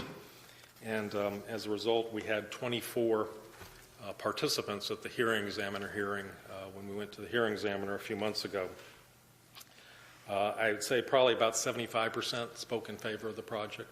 Frankly, the number of participants at the hearing examiner hearing was significantly less than what I had anticipated would be there for a project of this significance and importance to the community. But I think that's mainly because of the extensive outreach that we did do prior to the hearing, before the hearing examiner. We were able to communicate the project well, I think, and answer a lot of the questions in advance. And I think that was reflected in the comments that were received at the hearing examiner. So with that, I will close with that and simply note again that the hearing examiner recommendation is for approval. I apologize for this, but it is huge and it's exciting. And I know for your district, this is the kind of economic stimulus that we're desperately looking for. But I want to be careful about throwing any babies out while we're redoing the bathwater here. Fire, you mentioned fire. What does the fire department say? They don't have a ladder truck that's going to go 20 stories. And that's a discussion point that we had during the course of the review. And Mr. Ballard is here along with representatives of the fire district. And somebody's going to address the additional requirements of the construction and the water. But basically, just to summarize, you may have noticed in the hearing examiner conditions, there was a condition that requires the project to pay more than fire impact fees as they're currently promulgated. I think the number was $700,000 in total impact fees and fire mitigation.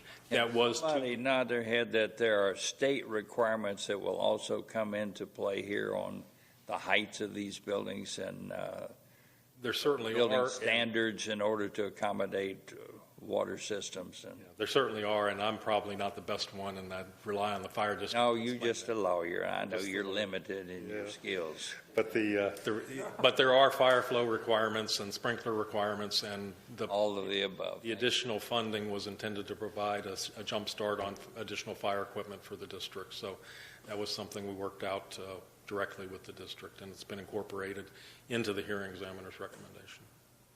But I'll certainly rely on Mr. Ballard and others to address that.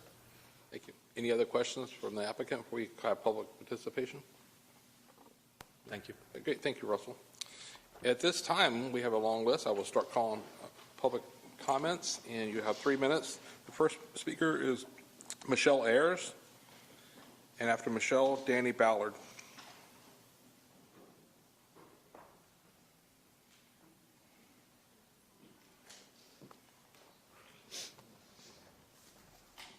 Hey guys. Good morning, commissioners. My name is Michelle Ayers, and my parents built a house in the Lockmore neighborhood back in 1968 when we moved in when I was 1 year old. Dad still owns this house to this day, and in the last 50 years we have watched the rise and the fall of the Lockmore Golf Course as well as the decline of North Fort Myers. When the golf course shut down in 2006, it was said to be Lee County's largest foreclosure. How sad for North Fort Myers. After the golf course went, a lot of things started disappearing in North Fort Myers. Let's face it, we all agree that North Fort Myers needs a good boost. A few months ago, I sat here and listened to many experts talk on their trade expertise and how they planned on addressing any problems that the county had with the plans for this amazing project. Present day, it seems as though they have all the kinks worked out. Now you, our county commissioners, are that final push that we need. In a November 19, 2016 issue of the News Press, there was an article, The Remaking of North Fort Myers. And in this article, it talked about the interest for more developers to come and rebuild in order to revitalize our little North Fort Myers, which incidentally Cape Coral keeps encroaching on. The article states that the county commissioners requested an order study of the area between US 41 and Business 41 and the Caloosahatchee River to Pondella Road. This draft report was drawn up by the New Jersey-based economic development consulting firm.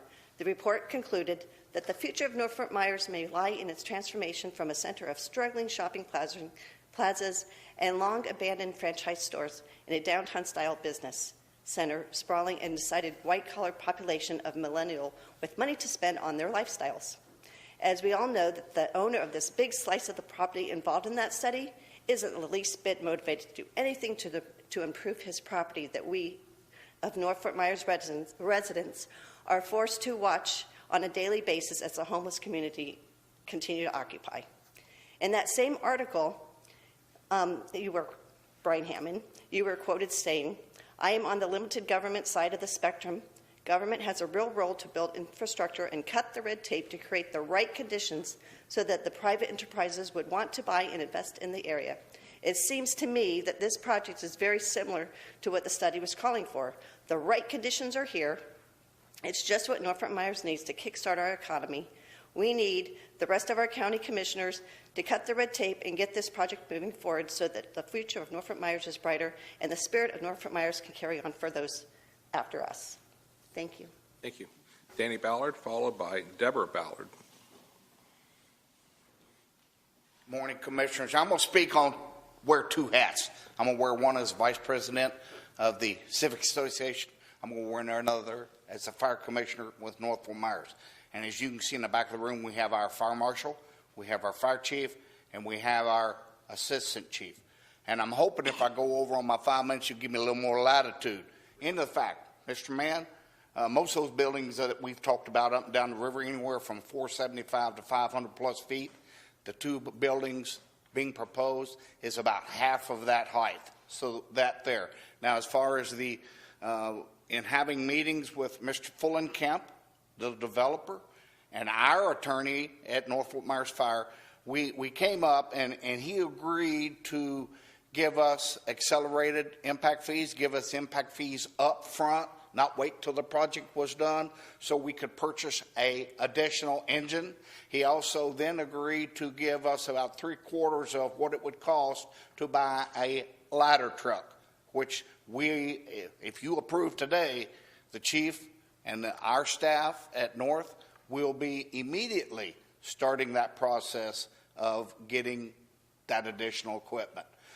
There'll be enough money down the road in residential, about $7 million a year, that will be able to allow the fire department to have additional staff brought on. So there's not really, and the looping of the mains will increase water pressure. There should be adequate water for fire protection. Now I'm taking that hat off. Now, as far as the Civic Association goes, we collected, Michelle was one of the leaders, we collected about 400 signatures that I have in my possession, should you need, from the residents in that area. We canvassed it. We took flyers out. We personally talked to them. A lot of foot traffic.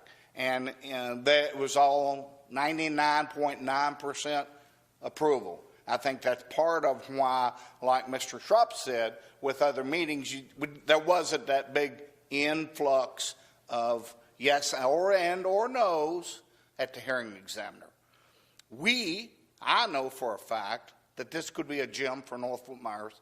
North-Fort Myers has looked for that shot in the arm, that boost. Here you see an economic development that will enhance everything. It's going to make property values for the current property owners over there, they'll probably double, if not triple, in value with this development.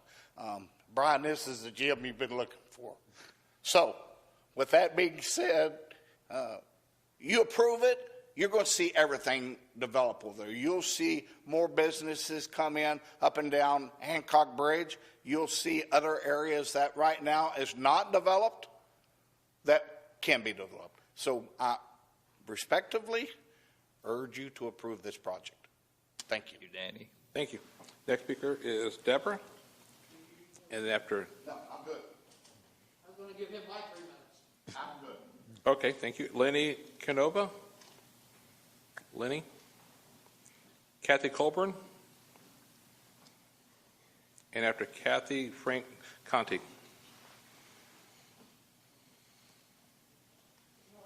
Morning. Could we possibly bring up the rendering that was shown earlier? Anthony, you get that far? Thank you. And then could you Let me know when to stop. keep going? The one showing Harbor Villages.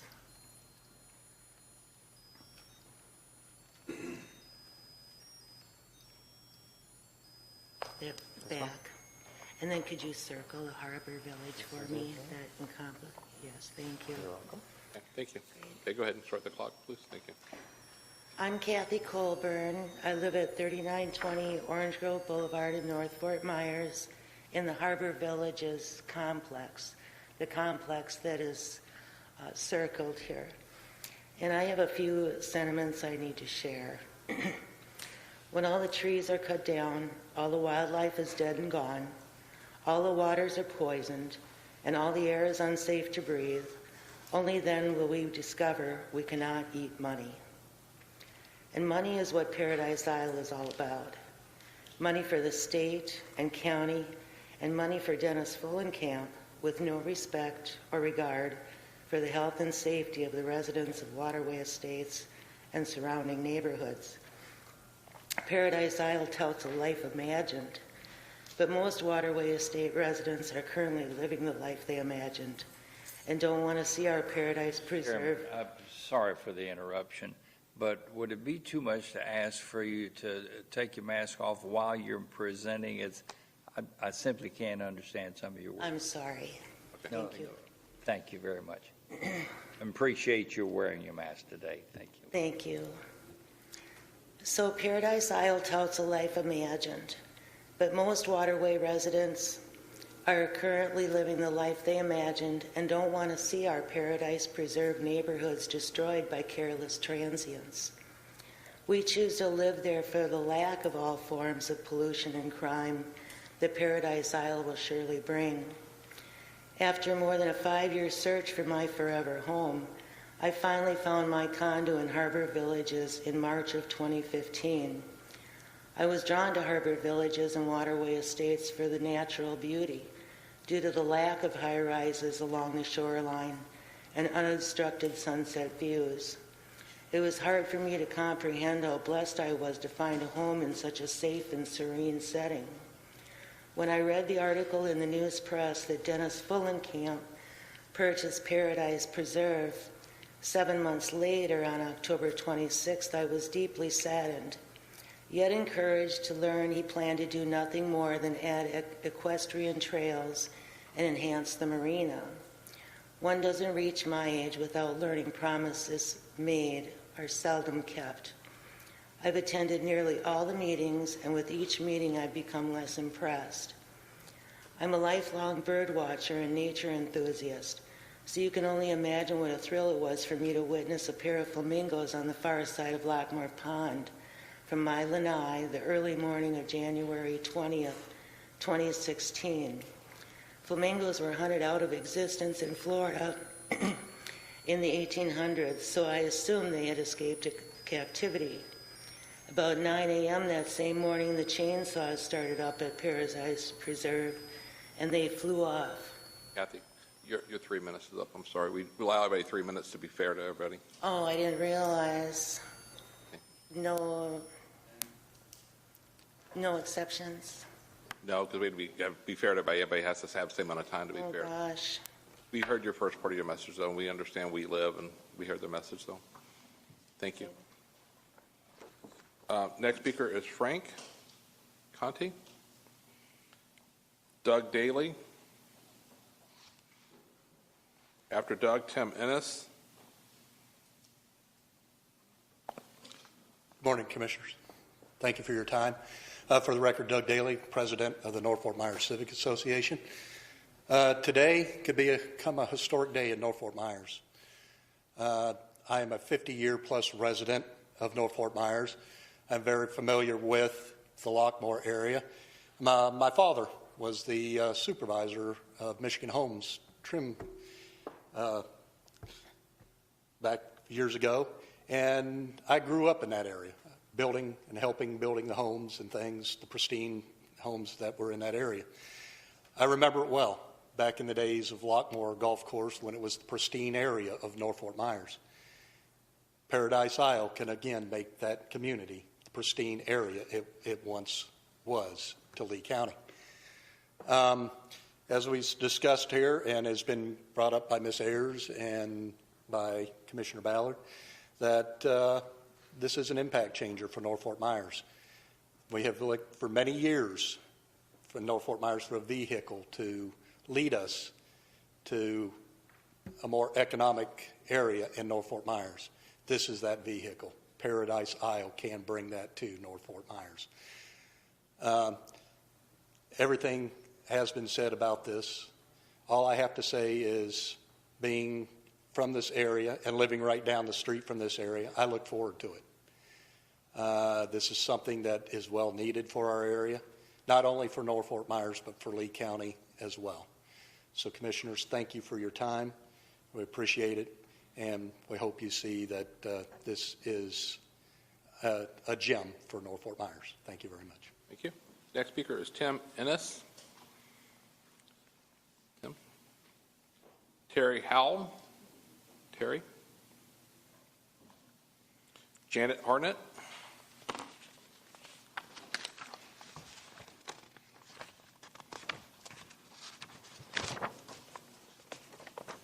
Good morning. It is my belief that we are gathered here today for the funeral of Lockmore Golf Course and Marina. It is a shame how the greed of individuals have prevailed by taking away a quiet and peaceful neighborhood and turning it into a massive commercial site. They say this will be a world-class resort. Seriously? They reference Cape Harbor and Tarpon Point as comparison for this location. The demographics of both locations just don't compare. For example, the hotel, the Westin, is 264 rooms. They're proposing 543. Seriously? And according to voters, the cons of the Westin is that it's a 45-minute trip to the beach and the high-rises. Paradise Island's even further from the beach. Most visitors that come down here from the north, they are looking for the beach. But Paradise Island is giving them the river. They always say or are boasting about a water taxi that they can take you to downtown Fort Myers for entertainment and everything else. If this is a North Fort Myers endeavor, why aren't they touting North Fort Myers? What I've heard is they build it and people will come. So to me, it's the field of dreams approach. And I just don't believe it. Thank you. Thank you. Next speaker is Jack Howerton. Jack. Next one, Christy Lee Owen. Christy Lee. And after Christy Lee, Ken Jones. Good afternoon. My name is Christy Lee Iwano. I was born and raised in Lee County. Growing up, my family and I would always look forward to going to the Shell Factory, the drive-in movie theater, Palace Roller Rink, Daddy D's Ice Cream, and AMC Merchants Crossing. As a homeowner and business owner in North Fort Myers, I pride myself to support other local businesses and volunteer within our North Fort Myers community. Our children are a product of their environment. Right now, North Fort Myers is considered old money. Shopping plazas are run down. Our businesses are relocating to higher traffic areas. Our children are moving to other cities because we are at full capacity. Paradise Isle will be the future gem of North Fort Myers. Not only will it bring $1.1 billion community, it gives North Fort Myers the opportunity to survive with circulating our income, with bringing in housing, job opportunities, and attract tourists. With a growing family of my own, I would love to have my children live in North Fort Myers, get a local job, and help build our community by each doing their own part to beautify North Fort Myers. Thank you. Great, thank you. Ken Jones, and after Ken, Mary Ann Lehman. Commissioners, I'm not sure of the rules. I don't practice in front of y'all. I'm a lawyer. As Frank has mentioned, we don't know much other than rules. I represent myself, my wife, and about 4 other people. I don't know whether that gets me more than 3 minutes. 3 minutes, sorry. 3 minutes, okay. I keep it to the record, sorry. All right. My wife and I moved to North Fort Myers about 13 years ago. We live right down the street, Orange Grove Boulevard. We're on Whitecap Circle. Built a nice house, bought a piece of property, bought a boat, loved the neighborhood, loved the neighbors, but frankly, we're disappointed. North Fort Myers has not progressed as we thought it would. And I know, Commissioner Hammonds, you recognize that. When we look at what's happening on 41 up there, abandoned shopping centers, the biggest economic boost we've had recently is the 2 draft beers for $0.25 up at Jersey Mike's. We were thrilled when we got a racetrack. We're just giggly because we got a Ace Hardware the other day. I mean, it's just great. This, however, this project can bring Fort Myers up. I looked at the hearing examiner's report, and I'm sure you all read it too. But I thought, what can happen to bring Fort Myers back? Well, you look at the vision statement. This vision statement for North Fort Myers highlights the desire for developments along the Caloosahatchee River, check, to offer new destinations for living, check, shopping, check, working, check, and socializing. Preferred developments include walkable streets, check, streetscapes, check, ground level shops and restaurants, high quality housing, and connections to park, waterfront, and natural areas, check, check, check, check. She goes on in the North Fort Myers Community Plan. The North Fort Myers Community Plan seeks to improve livability and economic vitality of the community by promoting compact mixed-use development. That's exactly what we have here, folks. I mean, this fits in exactly with the plan. Just a short story. As I mentioned, I'm a lawyer, and I've had big cases. I've made case law in the eminent domain field, and I'm proud of those things. But the thing,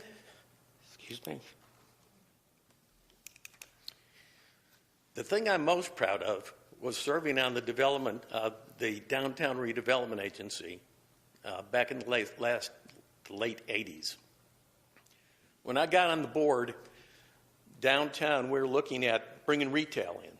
I mean, that was the focus. And we listened for a while, well, that's not going to happen. I mean, we had one clothing store down there.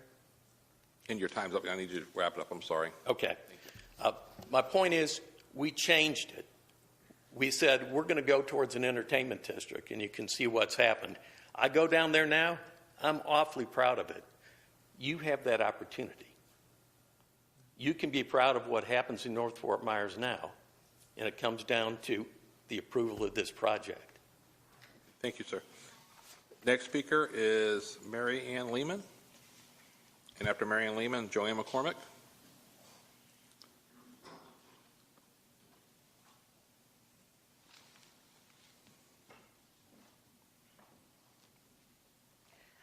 I'm Mary Ann Lehman. I've lived at Orange Grove Boulevard since 1987.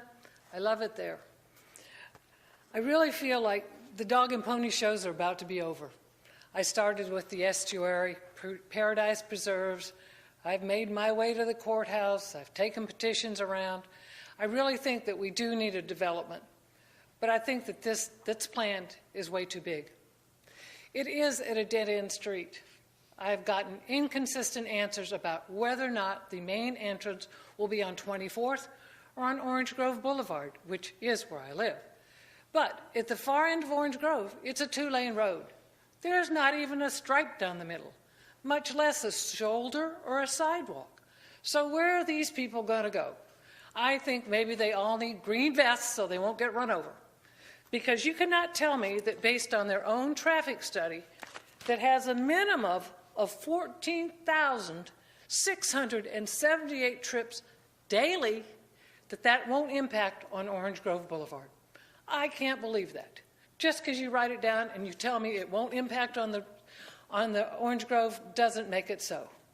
But anyway, let me get back to my prepared thing. All right, let's see. Oh, yeah, here's my start.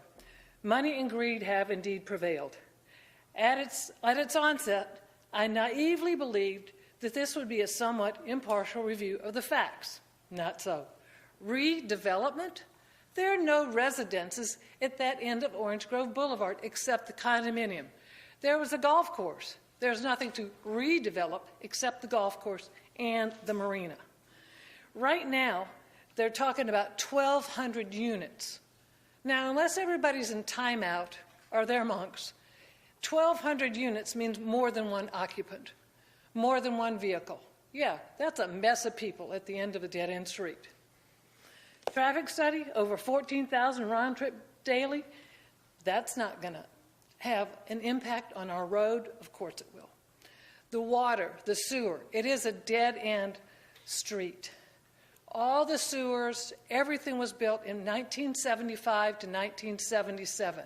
You know what they say about water and sewer? Well, if they're going to loop it around, it was still old to start with, then it's going to loop through the old system. I think it's wrong that the zoning concerns that were raised by the county were basically ignored. The height restrictions, the deviations onto wetlands, the setbacks, all these things have been, at best, mitigated.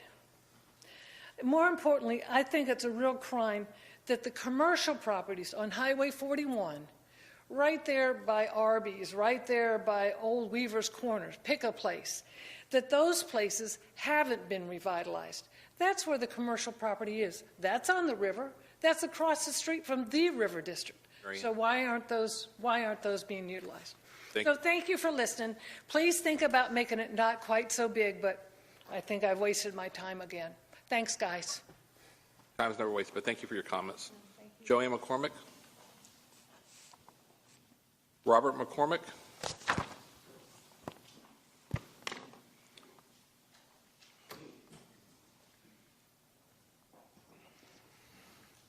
County Commissioners, my name is Robert McCormick. I live at 4310 Harbor Lane in Waterway Estates.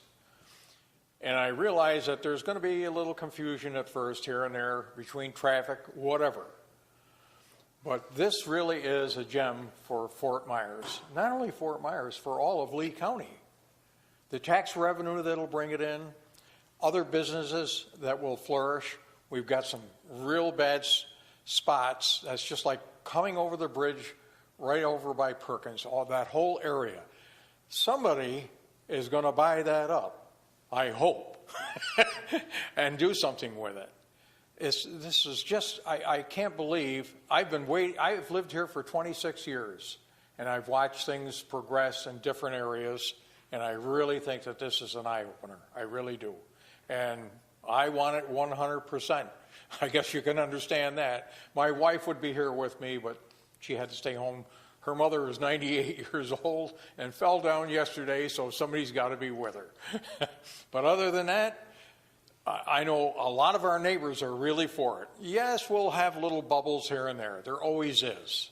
But water doesn't stand still without getting stagnant. That's all I can say. Okay, thank you very much. Thank you, Robert. Hope your mother-in-law gets feeling better, yeah. Yeah, good luck with the mother-in-law. Next speaker, Joe Munia. Joe. Spencer Roach. Spencer's not here. He's at the delegation meeting. Al Schilling. Larry Silverberg.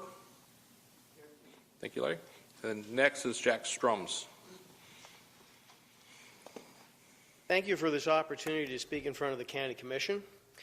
I currently reside next to what was once the 16th tee at Lockmore Country Club, and I will be impacted by this development.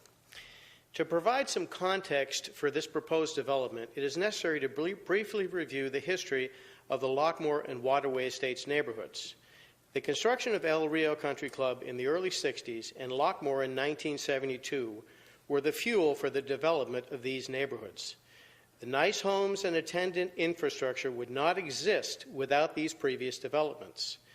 The people speaking in front of the Commission today are largely composed of the current beneficiaries of these developments. The proposed development is of a larger scale than Lockmore Country Club, but this is reflective of the economics of running and maintaining a golf course today. A less ambitious plan would certainly be doomed to financial failure. Opposition to Paradise Islands has come largely from those concerned about traffic and safety. There have been good faith efforts to address these concerns, but more work needs to be done to flesh out the traffic control concerns and ingress and egress from the development. As with anything in life, we are unable to wind back the clock of time. If we could, would there be opposition to Lockmore being developed in 1972? Would we be able to resurrect Paradise Preserve? In the end, our choice comes down to change. Change is the only constant in life. Indeed, it is the only string we have to play. For this reason, I support Paradise Isle and its positive vision for change in North Fort Myers. Thank you very much for the opportunity to speak to you folks this evening. Thank you. The next speaker is Larry Silverberg. That was me. Oh, I'm sorry. Okay, Jack Strums. I'm sorry. Jack Strums? Nope. Bruce Vanderben. Then after Bruce, we have Lauren Westenfeld.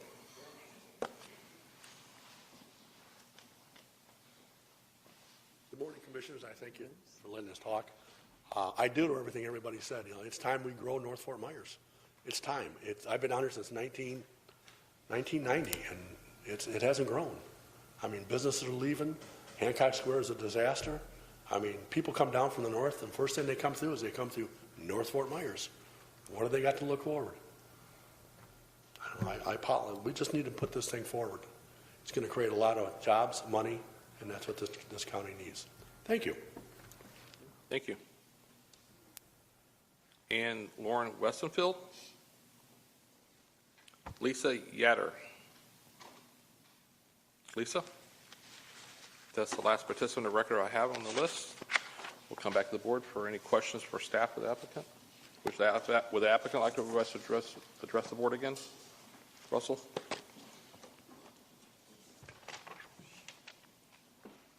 Mr. Chairman, we're available for questions, or if there's anything that came up during public participation that you would like us to address, I'm happy to do that. The only one that stuck out in my mind, I'd like to just hear your comments on, Russell, is the traffic on Orange Grove. Talk a little bit about what you all are doing to mitigate some of the traffic impacts that we'll see. Okay, and I'll start speaking, and no, Ted's here, or Ted, Rick. Okay, if you can be ready to back me up. So yes, the main entrance to the project really is off Orange Grove Boulevard. There is secondary access off of 24th to the west, and so you are able to access the project from both directions. But the plan clearly is oriented towards access off of Orange Grove Boulevard as the main entrance. You will note from the slide in front of you that there is a roundabout at the end of the existing segment of Orange Grove that will provide for direction around. If you end up at the dead end, you'll be able to get out very easily if you don't want to go through the project. Also from... Point to that, please. I'm sorry. Here's the roundabout I was just talking about right there. That looked like it. That's the end of Orange Grove? It's approximately the end of existing Orange Grove, is it? Okay. Before I blunder, I will get Rick Berlansky up here to address that, where the roundabout is. I also note that from Birkdale south to the roundabout, there will be a multi-use path constructed within the or outside of the two-lane segment of Orange Grove Boulevard. From Hancock down to the project entrance, we are required to work out with the Lee County DOT improvements for bike and pedestrian path improvements along those lines, as well as landscaping. So those will all be worked out during the development order stage, then will increase safety for pedestrian and bike path operations. Rick, I'd appreciate it if you would just sort of elaborate a little bit more on some of these issues. So that this is Rick Berlansky, the project engineer. Mr. Chairman, let me thank you for that question. But let me ask you to focus, if you can, on the impact for the people that live on Orange Grove and the additional traffic there, and will there be improvements on Orange Grove Boulevard itself in addition to what y'all do on the private development?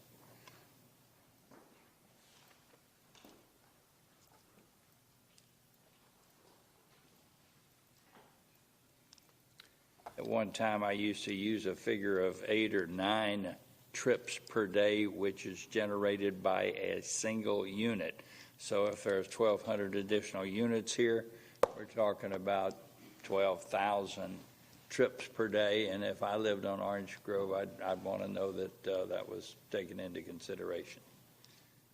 For the record, Rick Berlansky, Montez, I'm a civil engineer. And I think this graphic kind of represents the traffic and pedestrian circulation and what we're trying to accomplish that's going to improve the infrastructure for the community in relationship to development. And then I can let Ted go through the actual volume of traffic and everything. I don't have that information at my fingertips like I'm sure Ted might have a better handle on. This shows, again, Orange Grove to the left is north. And it shows Orange Grove Boulevard on top of the slide. Southeast 24th Avenue is down here to the bottom of the slide. Bisecting the project is Birkdale. So what we have planned on Orange Grove and Birkdale is Orange Grove. Currently there's a small pedestrian sidewalk that goes along the frontage of these single-family lots. And what we plan on doing is adding a multi-purpose path along the east side of Orange Grove Boulevard. at the end of Orange Grove Boulevard. Currently, right now, there's a portion of county public right-of-way that extends into the footprint of where we're going to do the marina improvements. So what we're going to do is request to vacate that portion, which is shown in yellow, and then add a cul-de-sac or a roundabout that will also merge with the causeway leading to the island. And that roundabout will have a size for school buses can make a U-turn or whatever, and circulating around.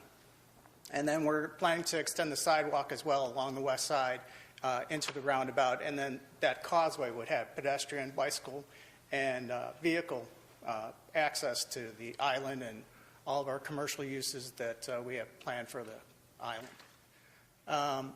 What's shown here is there's additional improvements we're doing on Burkdale. There's several traffic crossings that we're going to have in conjunction with the golf course routing. So we're going to look for those opportunities to make traffic calming. Right now, as far as roadway classifications, Southeast 24th Avenue, it intersects with Vizcaya. There's a roundabout right here, and then Vizcaya proceeds to the west, goes to Del Prado. That's where the majority of bypass traffic should flow. These roads are arterial roadways. They're designed for that amount of traffic. So what we plan on doing is doing some traffic calming on Burkdale to lessen the amount of bypass trips, which they're quite prevalent. I mean, my daughter goes to North Fort Myers High School, and I take that road quite often too when I'm trying to drop her off or whatever. So this will make it less convenient for that type of bypass trip. As far as the internal development, what's shown in light green, that shows the community roadways, which will have access to the residential units, as well as access to Burkdale. This will also interconnect with the island as well. So we have two primary routes to come into the community, one off of Orange Grove, and then also off of Burkdale. The small enclave that's to the north of Burkdale, that's going to have its own privacy gate. This is more of a private enclave. We're going to create for that. And then we're also going to have a secondary access to Southeast 24th, which would be for emergency personnel if that's truly needed. Likewise, coming into the community, there's also a city right-of-way that's available. We would like to make that a secondary access as well for that same purpose, emergency vehicles or even the opportunity for service vehicles. So I hope that answers some of the questions about the pedestrian circulation improvements. And I will say I was involved, or our firm was involved, with the preceding developments, the estuary, Pelican, Paradise Preserve. And those, even when we went through the development order process, we knew that we had to do some infrastructure improvements for those projects. So this is actually taken it to a degree above. We're actually doing more multi-use type paths with this project to improve the pedestrian and bicycle circulation. The roadways themselves, we do plan to widen Orange Grove Boulevard, and that it'd be a little bit wider pavement through lanes. And then we're also doing paved shoulder, which they don't have right now. There's no question the roadway is a little bit too narrow for any future development. Burkdale, we're doing the same thing. We're going to take that road, widen it a little bit, but add paved shoulders. So they'll have both pedestrian sidewalks, which they currently have on both sides of the road, and then they'll have on-road paved shoulder for use for bikes. It won't be marked that way, but it'll be available. Very good. That answers my question more than sufficiently. So thank you very much for the explanation there. Very good. Mr. Chairman, when it comes time to make the motion, I'd love to ask, since it's a District 4 project, to be able to make the motion. Sounds good. Any other discussion or comments? We're back to the board now.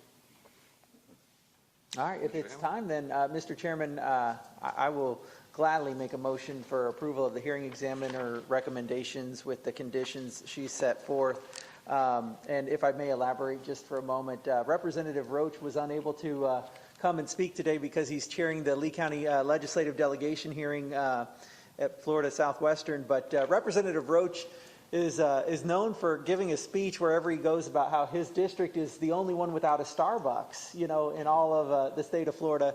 And the reason why we haven't gotten our Starbucks in North Fort Myers or many of the retail opportunities that we're looking for in North Fort Myers is because they, those folks look at what are the new developments, what are the rooftops there, who has money to spend at my establishment before I move there. And this, as many people stated during their testimony, is the catalyst, I think, for future development in North Fort Myers. So, Mr. Chairman, with that, I gladly offer the motion for approval. Could I second it, since I have part of North Fort Myers in my district?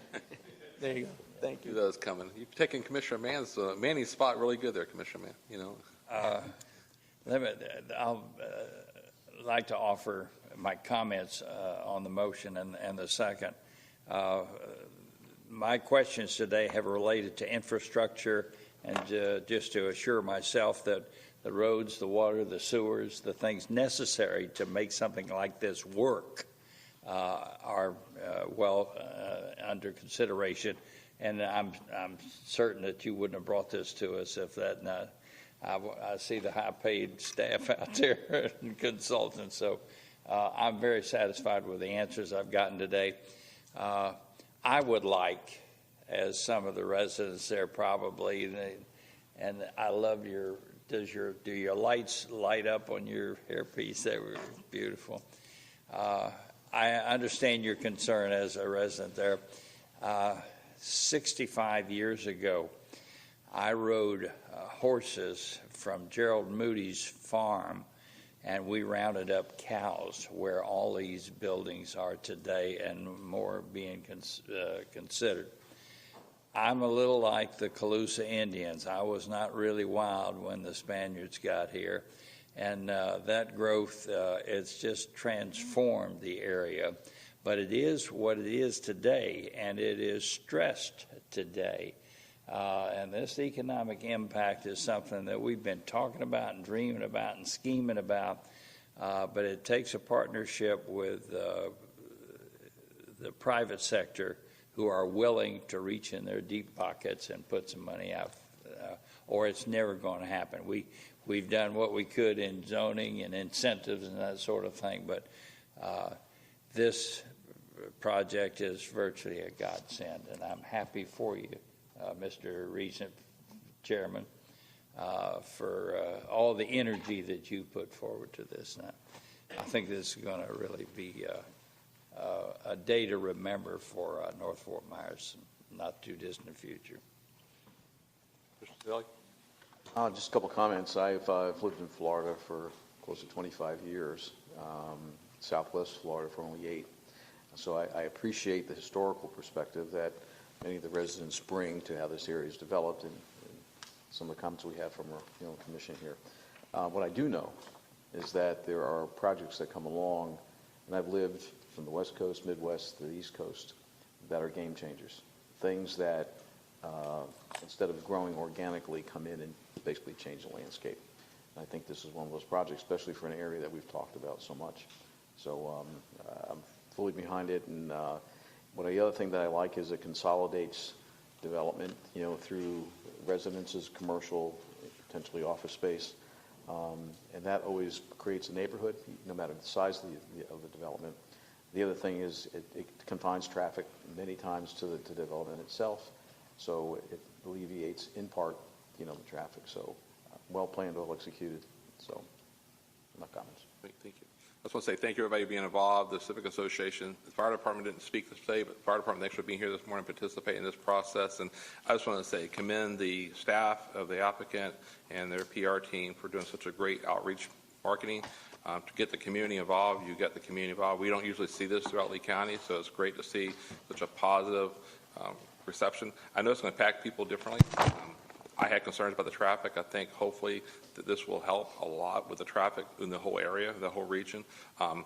Like I said earlier, I grew up playing on that golf course, so I know a lot of people have homes there that, 10 years, 15 years ago, they had a home on a golf course, and now there's nothing but just grown-up woods. Some people are cutting the grass out back, but, it's this is going to bring life back to the whole community. All those homes there will have a open, vibrant golf course again behind them, so congratulations to them, and Merry Christmas to the Civic Association. Thank you. Any other comments? No? Any objection to the motion? No objection. Motion carries. Thank you. Thank you. Very good. We will be adjourned, and Merry Christmas, Happy Holidays, everyone. Merry Christmas.